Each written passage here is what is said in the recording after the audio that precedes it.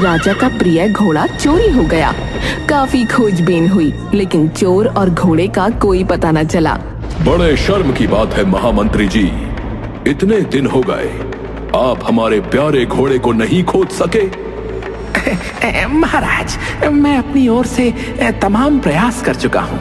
नगर और गांव का चप्पा चप्पा छाना जा चुका है महाराज, लेकिन कोई सफलता हाथ नहीं लगी। हम कोई बहाना नहीं सुनना चाहते। यदि हमारा घोड़ा हमें 2 दिन के भीतर नहीं मिला तो हम आपको महामंत्री के पद से हटा देंगे। महाराज, मेरे दिमाग में एक उपाय आया है महाराज। क्या उपाय है? महाराज, क्यों ना इस मामले में भी हम उस दिव्यदर्शी झपट्टा महाबली से मदद लें? ये आपने सही सुझाव दिया। तुरंत झपट्टा महाबली को दरबार में प्रस्तुत किया जाए। महामंत्री ने तुरंत झपट्टा को बुला भेजा।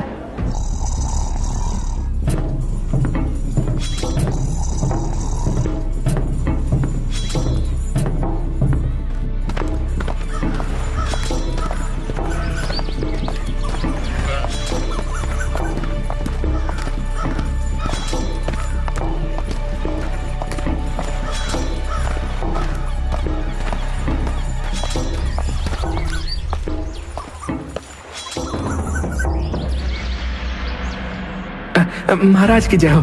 महाराज, इस गुलाम के लिए क्या आज्ञा है? हमारा सबसे प्रिय घोड़ा किसी ने चुरा लिया है झपट्टा। तुम अपनी दिव्यदर्शिता का सहारा लेते हुए बताओ कि हमारा घोड़ा कहाँ है और उसे किसने चुराया है। हम तुम्हें पहले से भी 2 गुना इनाम देंगे, और यदि तुमने हमारी बात नहीं मानी तो हम तुम्हारा सर धड़ से अलग कर देंगे। मारे गए बेटा झपट्टा, मारे गए। लगता है अब मेरे जीवन के दिन पूरे हो गए हैं। पिछली बार तो किस्मत से बच गया था, परंतु हर बार क्या किस्मत साथ देगी? महाराज को इनकार करने का साहस उसमें नहीं था। वो विनम्रता पूर्वक बोला, महाराज, ये काम कौन सा मुश्किल है। बस आप महल के बाहर एक तंबू लगवा दीजिए। मैं वहां मंत्र जाप करूंगा और ईश्वर ने चाहा तो सुबह ही आपके घोड़े का पता चल जाएगा महाराज। ठीक है झपट्टा, हम अभी प्रबंध करा देते हैं। पहले की तरह महल के बाहर एक तंबू झपट्टा के लिए लगवा दिया जाए।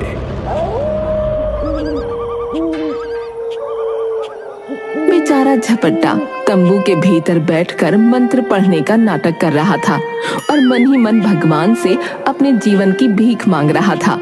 भगवान, अच्छा यही होगा कि आज रात हमेशा के लिए मैं देश छोड़कर चला जाऊं, वरना दिव्यदर्शी बनने का ये नाटक किसी दिन मेरे लिए जानलेवा बन जाएगा। आधी रात बीतते ही वो चुपचाप तंबू से बाहर निकला और उसने देखा कि आसपास कोई नहीं है।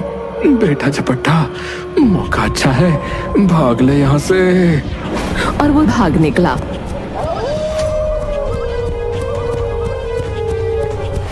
भागते भागते वो ऊंचे पहाड़ों के बीच स्थित एक घाटी में पहुंचा। रात यहीं गुजार लेता हूँ, भोर होते ही यहाँ से दूर निकल जाऊंगा, फिर महाराज मुझे ढूंढ भी नहीं सकेंगे। झपट्टा एक पेड़ के नीचे गहरी नींद में सो गया। संयोगवश घोड़ा चोर भी राजा से बचने के लिए घोड़े के साथ उसी घाटी में आ पहुंचा। अरे, बड़ी ही काली रात है, आगे का रास्ता भी नहीं दिख रहा। आज की रात यहीं गुजार लेता हूँ, सुबह जल्दी निकल जाऊंगा। और ये जगह सुरक्षित भी लग रही है। उसने घोड़े को एक पेड़ से बांध पेड़ के नीचे लेट लगाई। रात अंधेरी थी, इसलिए उसने झपट्टा को नहीं देखा। शीघ्र ही उसे नींद आ गई और उसके तेज खर्राटों का स्वर पूरी घाटी में गूंजने लगा।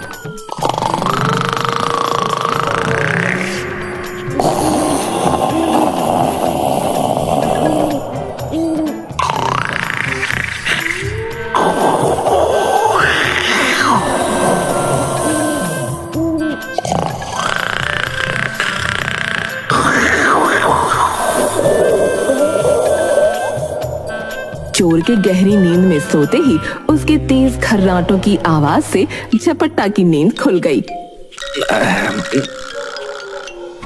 अरे, ये कौन है? जो इतनी जोर से खर्राटे ले रहा है? तभी घोड़े ने भूख से हिनहिनाना शुरू कर दिया। झपट्टा ने पास जाकर देखा तो घोड़े को देखते ही अरे ये तो शाही घोड़ा लगता है। कहीं ऐसा तो नहीं कि यही महाराज का प्यारा घोड़ा हो और ये चोर देश छोड़कर भागने की तैयारी कर रहा हो? हो ना हो, जरूर यही बात है। मैं घोड़े को लेकर चुपचाप यहाँ से खिसक लेता हूँ। हाँ। और उस पर सवार होकर महल की ओर चल पड़ा और मन ही मन विचार करने लगा। सुबह जब महाराज अपने घोड़े को देखेंगे तो इस बार शायद मुझे पिछली बार से और भी ज्यादा इनाम दे।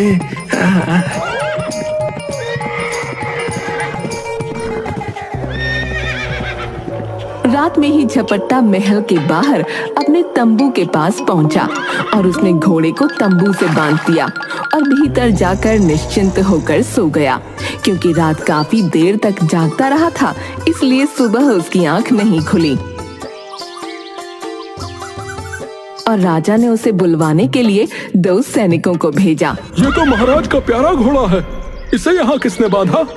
हाँ, ये वही घोड़ा है जो अस्तबल से चोरी हुआ था। जरूर दिव्यदर्शी ने रातों रात इसे खोज लिया होगा। चलो चलकर महाराज को ये खुशखबरी सुनाएं। महाराज की जय हो। महाराज, आपके घोड़े को दिव्यदर्शी ने खोज निकाला है महाराज, और वो इस वक्त इस तंबू के बाहर बंधा हुआ है महाराज। क्या? चलो हम अपनी आंखों से देखकर ही विश्वास करेंगे। चलो। तंबू के बाहर अपने चहेते घोड़े को देख राजा को अपनी आंखों पर विश्वास नहीं हुआ, लेकिन जब उन्होंने घोड़े को देखा तो जोर जोर से वो हिनहिनाने लगा, तो उन्हें विश्वास करना ही पड़ा। ये हमारा ही घोड़ा है, हमारा प्यारा घोड़ा। कुछ देर बाद दरबार में झपट्टा, सचमुच हम बहुत प्रसन्न हैं। हमने तुम्हें जो इनाम देने को कहा है हम वो तो देंगे ही, साथ ही साथ हम भोजन करने का भी तुम्हें निमंत्रण देते हैं। आपका बहुत बहुत धन्यवाद महाराज। ये गुलाम सदैव आपकी खिदमत में हाजिर रहेगा। महाराज ने झपट्टा को खूब सारा धन आदि देकर अगले दिन शाही भोज पर आने के लिए कह दिया। अरे मेरी तो किस्मत ही जाग उठी।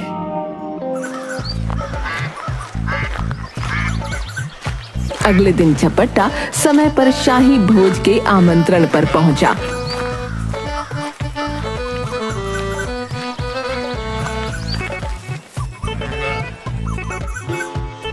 जी भर कर खाओ पियो दिव्यदर्शी, तुम जैसा योग्य व्यक्ति हमारे देश में है, ये हमारे लिए बड़े ही गर्व की बात है। इजाजत मिलते ही झपट्टा ने भोजन और मदिरा पर हाथ साफ करना आरंभ कर दिया। वैसे भी उसे ऐसा शाही भोज जीवन में पहली बार खाने को मिला था, इसलिए वो अपने मन को रोक नहीं पा रहा था। कहां से एक टिड्डा आया और महाराज के प्याले में घुस गया।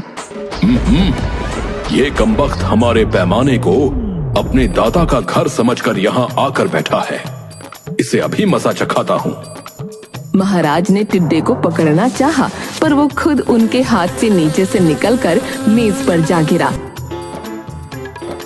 निकल गया, लेकिन जाएगा कहाँ?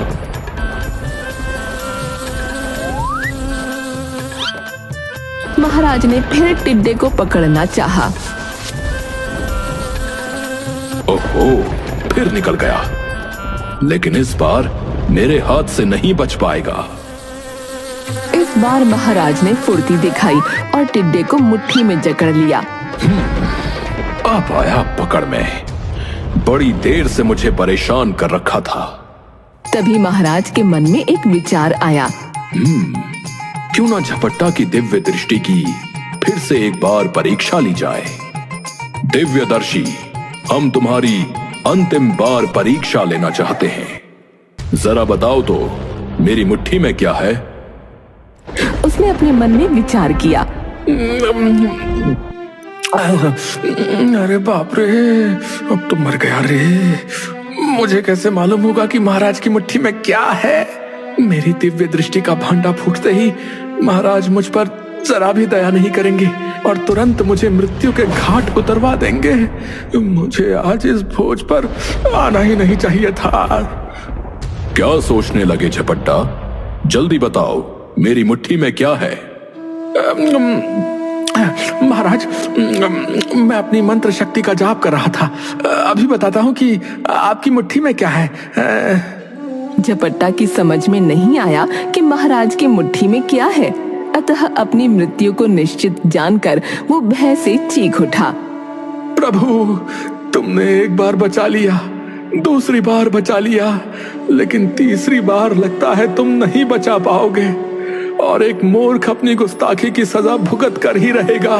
झपट्टा की बात सुनकर वाह वाह, महाराज ने सोचा कि झपट्टा टिड्डे के लिए कह रहा है, क्योंकि 2 बार बचने के बाद तीसरी बार में टिड्डे को महाराज ने पकड़ लिया था। उन्होंने तुरंत मुट्ठी खोलकर टिड्डे को मसल दिया। शाबाश झपट्टा, तुमने बिल्कुल ठीक कहा। ये टिड्डा 2 बार बच गया था, लेकिन इस बार मर गया है? जी जी महाराज, जी। अरे वारी किस्मत है, तूने फिर मुझे बचा लिया। वास्तव में ही मैं किस्मत का धनी हूँ रे। तेरी जय हो झपट्टा महाबली।